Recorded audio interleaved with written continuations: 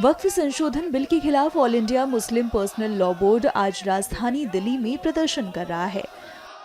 मुस्लिम संगठनों से जुड़े लोग जंतर मंतर पर प्रदर्शन कर रहे हैं और मांग कर रहे हैं कि इस कानून के तहत वक्फ की संपत्ति पर कोई कार्यवाही न की जाए।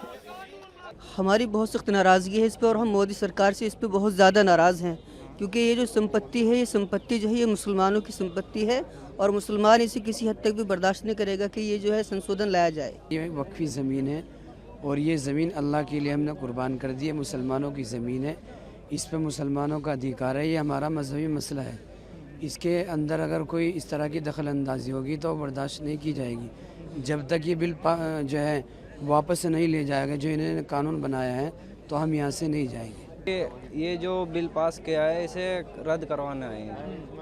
हाँ जी, क्या कुछ कमियां लग रही है इस बिल में आपको? बस ये जो ज़मीन है हमारी है, हमने इन ज़मीनों पे कोई वो नहीं चाहिए हमें कार्रवाई।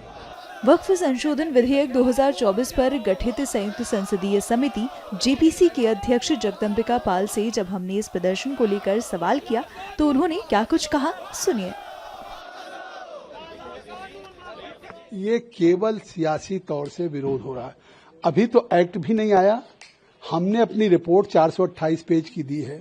उसके आधार पे सरकार उसको अप्रूव करके सरकार उस पे अमेंडेड जो 44 संशोधन पहले थे, अब उसको जो हमने हमारी रिपोर्ट पे हमने 14 अमेंडमेंट्स किया, उसके आधार पे एक अमेंडेड बिल आएगा। उस बिल को पास होने के बाद इनको कोई बात कहनी चाहिए। इसका मतलब है कि बिल अभी आया भी नहीं, कानून बना भी नहीं।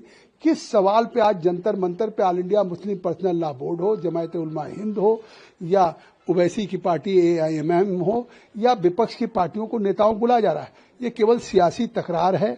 लोगों के मन में गुमराह किया जा रहा है। सरकार के प्रति केवल एक विरोध करने के लिए कहा जा रहा है। अन्यथा ये कानून जो सरकार लेकर के आई थी और जेपीसी को सुपुर्द हुआ था, वो एक बेहतरी के लिए। लोग कह रहे हैं जंतर मंतर में बैठ के साहब हमारे अख्तियार डीएम को दे दिया जाएगा। कहीं नहीं डीएम को। अगर कोई डिस्प्यूट होगा वक्फ की प्रॉपर्टी के साथ और किसी का चाहे किसी सरकार के साथ या किसी और के साथ, अब डीएम को अधिकार नहीं होगा। डीएम से ऊपर चाहे कोई राज्य सरकार का सेक्रेटरी होगा, कमिश्नर होगा। और यहां तक कि ट्रिब्यूनल में अगर कोई एग्रीव्ड है तो उसको हाई कोर्ट सुप्रीम कोर्ट जाने का उसको अवसर मिलेगा और बेहतर कानून बनाया जा रहा है।